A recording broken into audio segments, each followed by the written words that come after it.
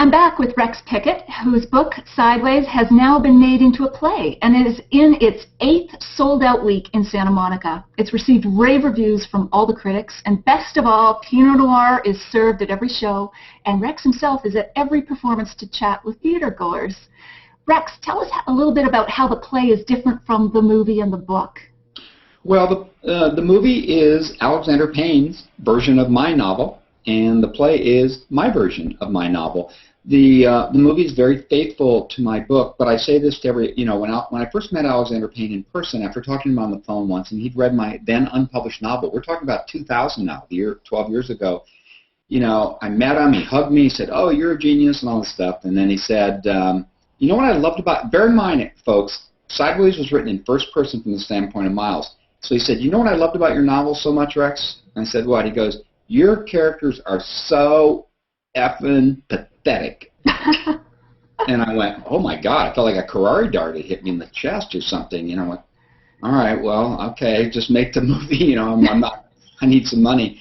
But that's how he saw the characters. He saw them as more pathetic, and wow. and I didn't. I mean, clearly what they do is, you could see it that way. Jack's transgressive behavior, certainly, but.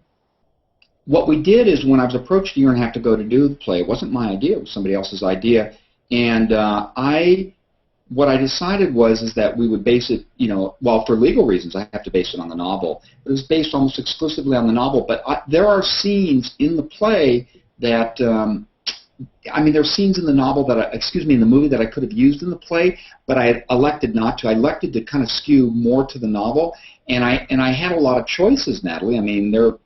Obviously, there's a lot of compression. There's only a few things I can use. I think what the main difference is that the play, Jack is not quite the remorseless, sex-crazed Terminator that Thomas Hayden Church plays him as. He is. He still does his bad things, but he shows more contrition.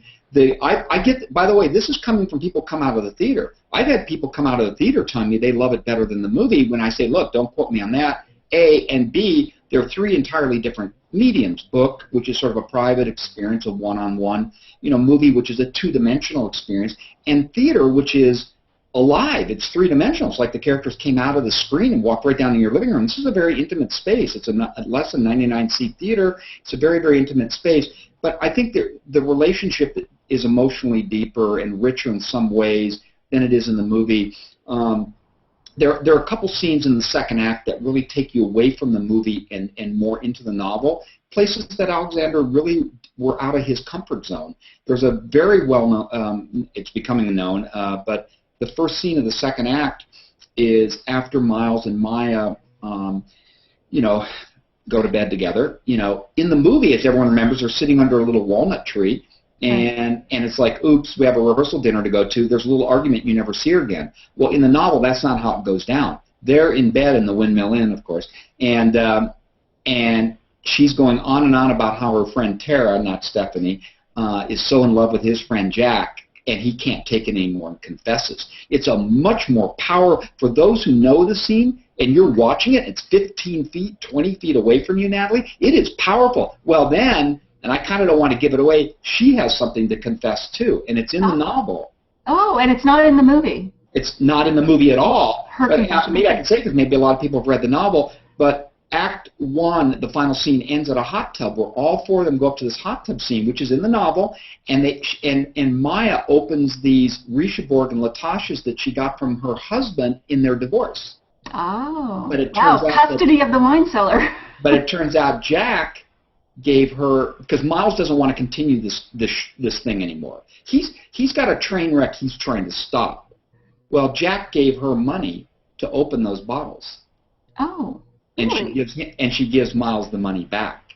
It's a very powerful scene. It's not anywhere in the movie, and it is out of Alexander Payne's comfort zone completely. So you still get the movie, and you still get Miles and Jack, whatever. And the ending, that ending I don't want to give away for people, but the ending in the novel is a much more, I wouldn't call it a happier ending, but it's it's definitely more redemptive and it's more cathartic. And there is a Miles and a Maya, and it's not just on an answering machine. And it's not just a guy knocking on a door.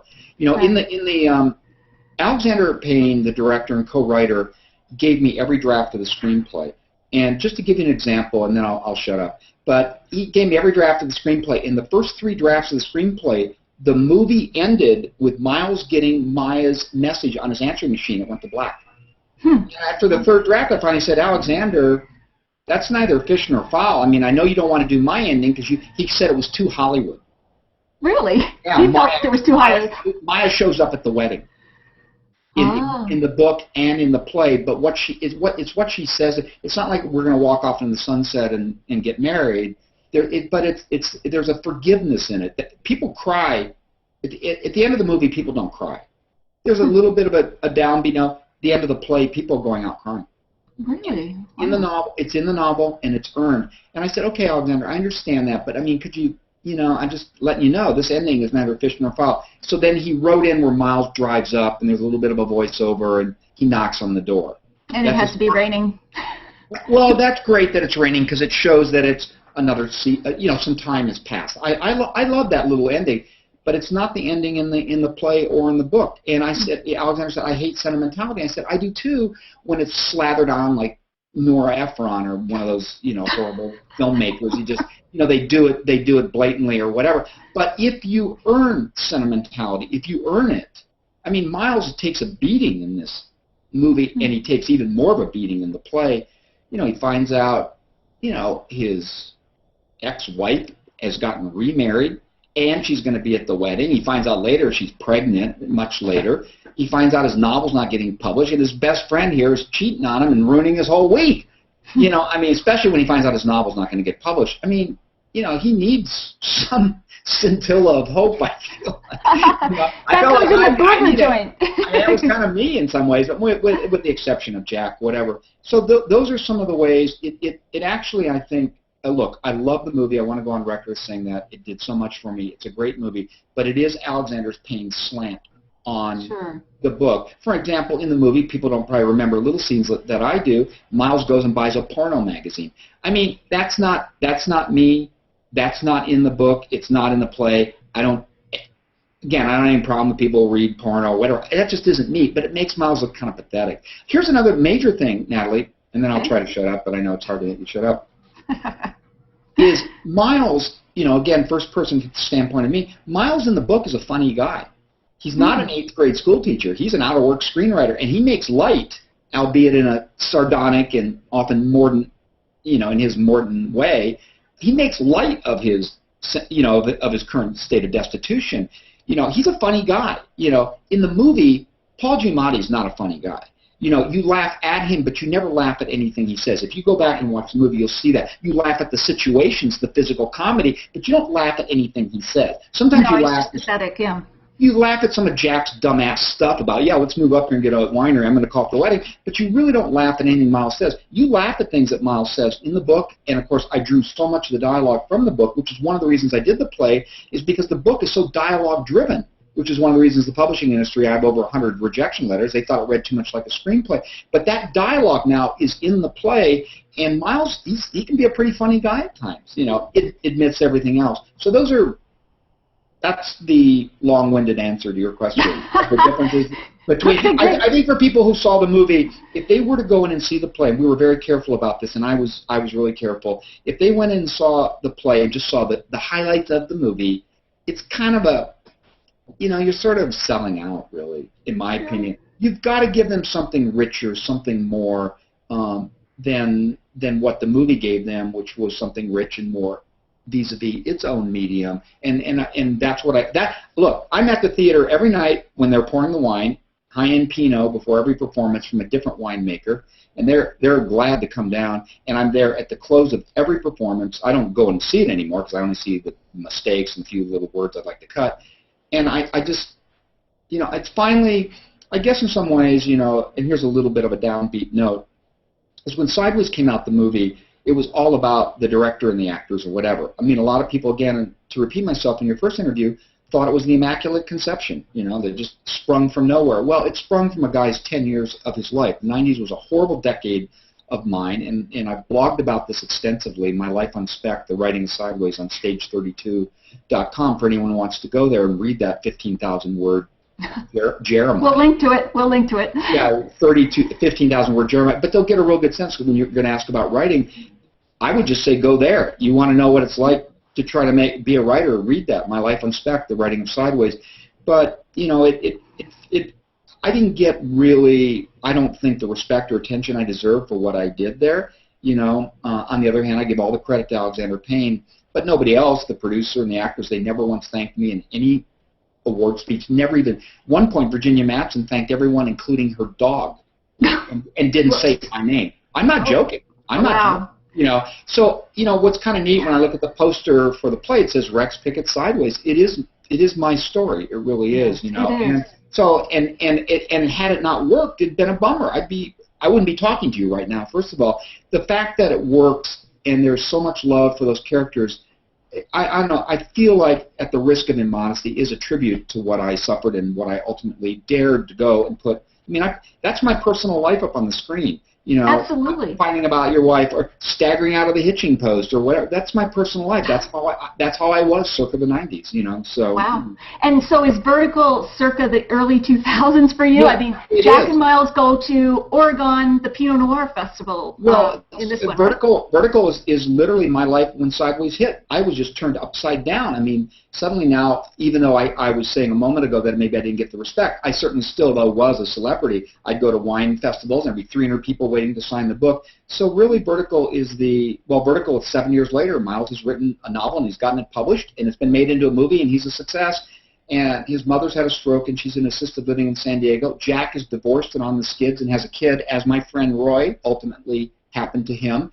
And so Miles gets offered to be the master of ceremonies at the International Pinot Noir celebration in the Great Willamette Valley of Oregon, which is planted in over 80% Pinot Noir, as I was. So Miles' mother wants to be with her sister in Wisconsin. So he hatches his plan. He leases this luxury, deluxe, handicap-equipped ramp van. He rolls in his wheelchair-dependent mother, her pot-smoking Filipina nursemaid, her little Yorkie Terrier, a depressed Jack, and 12 cases of Willamette Valley Pinot, and they head off for Oregon en route to Wisconsin. That's Vertical. Of course. So, that's very formulaic. No, it's not. It's very funny, but it's personal, and you know, I write from a very personal place, and then I fictionalize. I go out from there, and you know, for me, Vertical is the flip side of the same coin. Sideways was about failure. Right. Vertical's about success. And it's the same coin, Natalie. Oh, yeah, no, this is great. We evolve along with you. And now you've got book 3 in the works. Yes. And I hear via the grapevine, Miles and Jack are off to another country. Yes. But we're not revealing which one yet, are we? No, we're not going to reveal it yet, but it is in the... I wasn't going to write a part 3. Vertical, which I won't give away, does leave you hanging. But here, let me just go back to something. You know, I grew up in San Diego. I've been living in Santa Monica here at Los Angeles for a number of years. I've written so much about Southern California, the Pacific Coast. I've sort of really kind of depleted. You know, I really need something new. I need Miles and Jack. See, because when you say Miles and Jack, it's really Miles, because Vertical really, it is Miles and Jack, but it really becomes more Miles and his mother. The last third of the story becomes more about the two of them in some ways. And it's really my journey. Sideways is my journey. It's not so much Jack's. And Vertical is even more my journey. And Jack will definitely be in there because he's such a wonderful foil. But I feel like I need to discover a new place. So, yes, I am going to go to another country. I can't disclose it. And I will be there with a writer in residence at a university. And it will be a major wine region.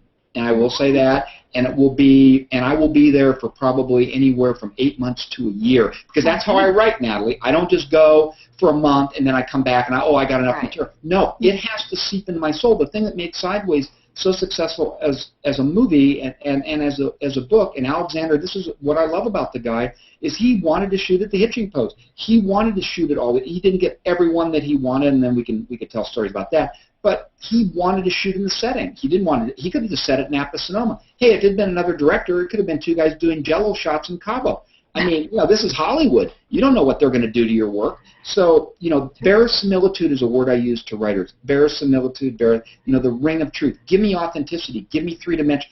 Give me a character that you know, that I believe you know, and I think you're off to the races. Absolutely. Well, I was thinking if hypothetically Jack and Miles go to Australia, you could call it Down Under, which would fit directionally with you know what? Vertical. And I like that, Natalie. You're a writer, and I don't I'm like. a hack. No. Yeah. Well, you tell me I blurbed a book that was a hack job? No, come on. No. You're fine. But You're fine. no, honestly, and that is a potential. I don't want to give it away, but I like your title.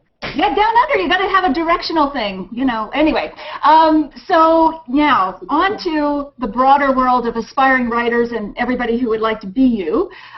What tips do you have for writers? I don't want to be me. Okay, well, your success, whatever. Get rid of the fake modesty. What tips do you have for aspiring writers? Gosh. Well, one thing, you can follow me on Twitter because I do #writing. And I've over 1,000 tweets, and they want me to put them together. And I've done a couple of workshops, and I'm going to start doing some workshops. There's an old saying, because I could talk about this for ages, and the internet is changing a lot of things. So Vertical's a much longer novel than Sideways, so it's been getting a little harder for people to read. It's 150,000 words. Sideways is only 85,000 words. In my day, when I read a lot in my 20s, 150,000 word, 400-page novel would be a medium-sized book. Today, it's like War and Peace. So I think you have to be a little mindful of the market, but I'm not mindful of the market. And there is an old saying, write what you know, and I know it's a cliche, and there's a reason, but it was when I started to write from things that happened to me and things that I was going through in my life and fictionalizing them and working myself through those things. For instance, when I wrote Sideways, I was in a state of total despair. I was totally destitute. I've often joked that if I could have afforded a gun, I would have shot myself. But I couldn't sell that unless, I was smart enough to know, unless I laced it with humor. I think the key is character, and I think the key is conflict with character. So for me, Jack is the opposite of Miles, and it comes from my reading of Jung, and I also say read a lot. If you want to write, read a lot. If you're writing movies, see the best movies. Read the best screenplays. Don't just go out and see the director or whatever.